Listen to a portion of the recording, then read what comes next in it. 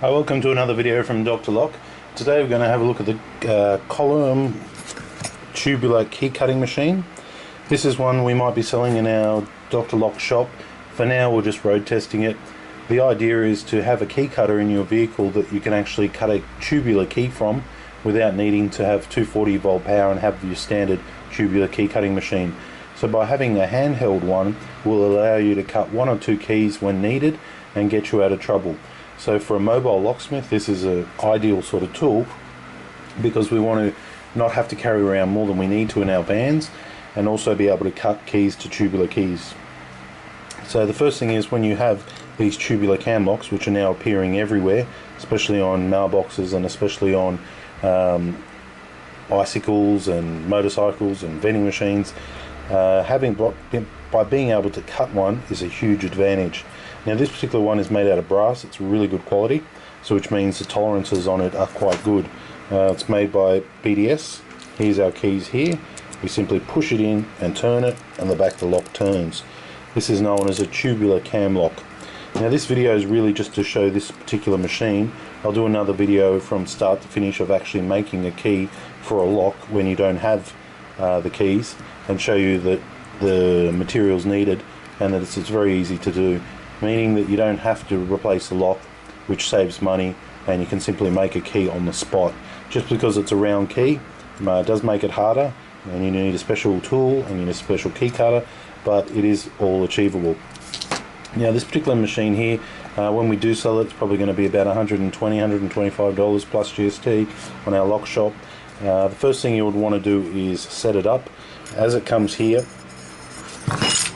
just comes like this, and it comes with a little tool.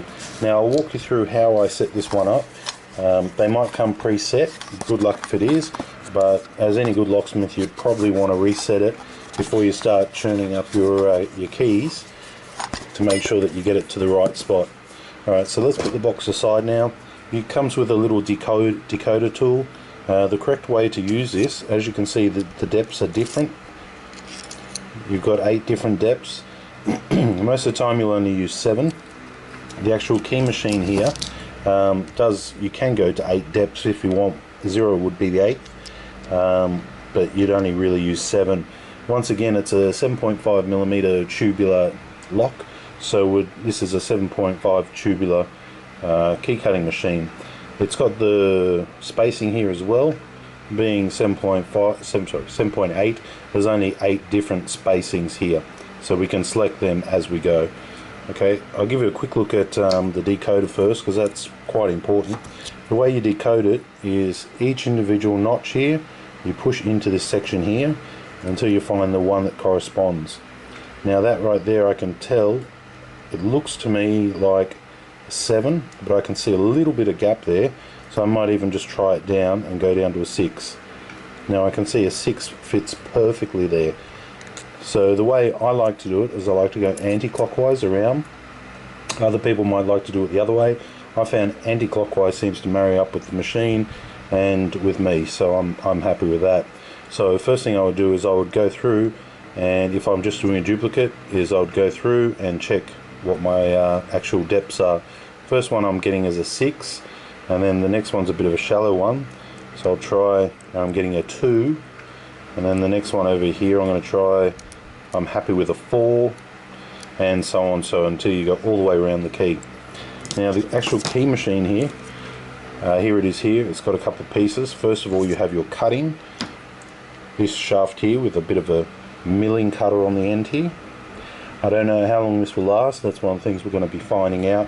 It is made of mild steel, and you should be cutting brass keys, so in theory you should be able to get a fair few uses out of it without needing to replace this. I haven't seen any replacements, but if we do find them, they'll be on our shop as well. It's held in there by a little grub screw, little Allen key like this, and you could simply replace that when needed. Most likely it will be needing to be replaced with high use.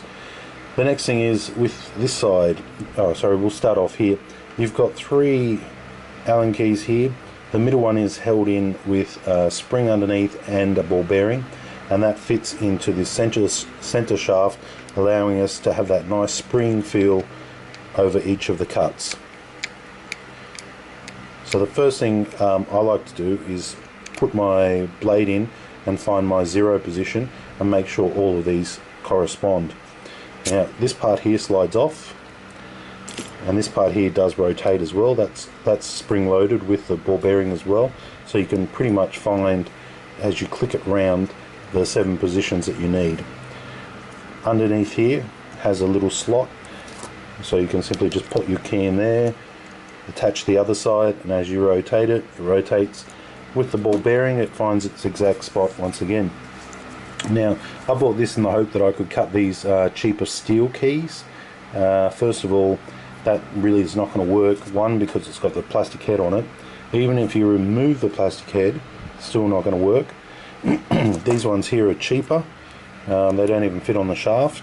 So as far as cutting these cheaper steel keys from China, it's best not to. And also the cutter probably won't last anywhere near as long. So you're better off buying a proper Silca key blanks, or Keyline key blanks. CH9T is the code, and you get a box of them like that. They're not cheap, but on saying that, at least you're able to perform the task that you need to. So setting up this key machine, first thing I like to do is I like to put the cutter in, just feel it into position, and it'll just simply turn and lightly push it through and see where it's popping through there, and that's a certain depth right there. So I go back over to here and I go to my mark, which is located here, and that's a 4. I'm going to bring it back to 0, and I want to see that that is nice and flat right there and doesn't protrude, because a 0 cut will not be cutting. Okay, so I'm happy with the depths as they are there. So when I turn it to 1, I can see it's starting to move into the key, going to 2, even deeper, and so on and so forth. You can see that. Now I'm going to bring it back. So I'm happy with my depths the way they are. So that's good. Now we move on to this side here, where I can put my key on there. I'm going to bring it back to the 0 position. The right key blanks fit on really nicely, so that's the advantage of having good key blanks. It saves you a lot of time. Now this is offset as well, so I'm just going to put it in there. I've got the nipple up on this side. I'm just going to rotate this till it drops in. Okay, so it's dropped in now. So I've actually had to put a little mark in here because it didn't have one. Just makes it easier to see. You might or might not need that. You can put it in if you want. Now when I push this up into through the machine, I can see where that cutter is actually coming through. So I can say that that is my first cut. Looking at the key in this position with the nipple in the 12 o'clock position, I'm counting my first cut as the first anti-clockwise cut. Now to do that, I need to first find out what my cut is. Now originally I thought it was a 7, but having a good look at it, I'm happy with the number 6. So what I'll do is I have my spacing correct, first position. Now I need to turn this to a number 6. So the deeper the cut, the more this will go in, and the gap here will be reduced. Now to actually cut it, you push, but you have to hold this together. If not, you'll push against yourself. Hold it together, keep turning.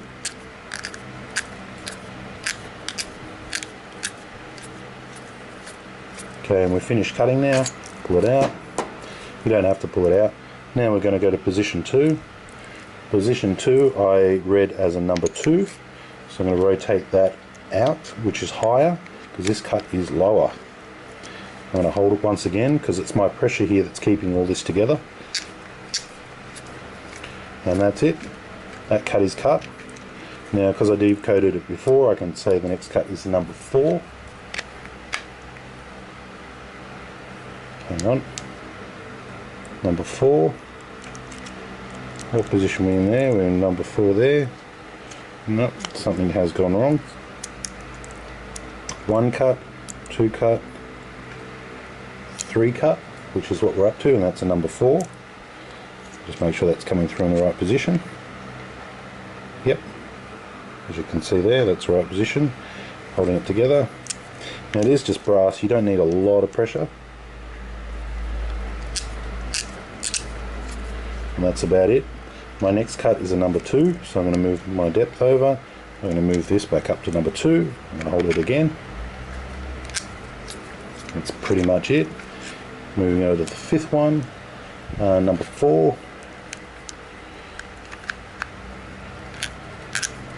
You can hear it cutting a little bit. My 6th cut is another number 4.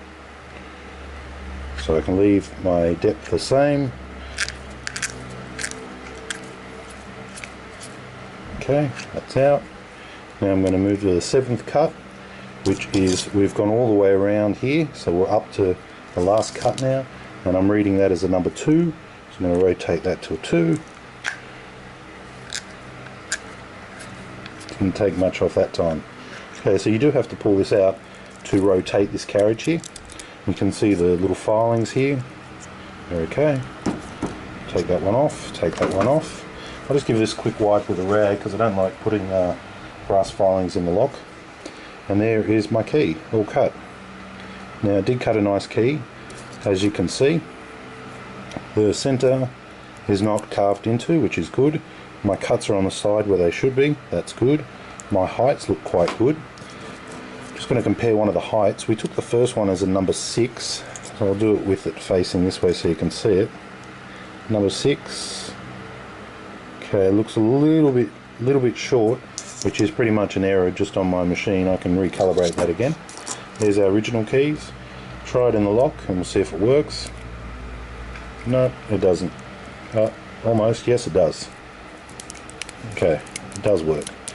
I can feel at the moment that my cuts, the depths on my cuts are not exactly correct, which pretty much means that I just need to remove this one here, sink it down that little bit further, or perhaps I didn't turn it far enough and cut my cuts completely. It is a possibility either way.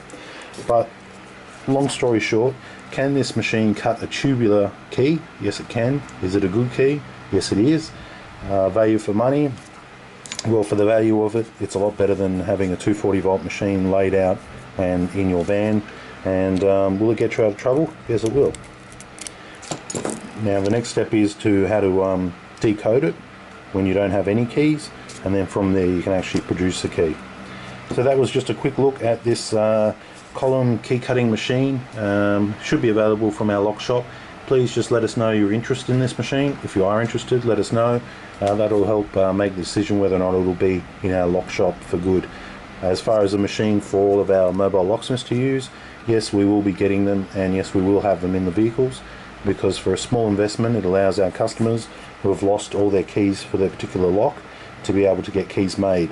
Also, you might have a lock where you can't remove it, or it's got a funny back on it, so using the same lock is a lot better than replacing it. Okay, thanks for watching.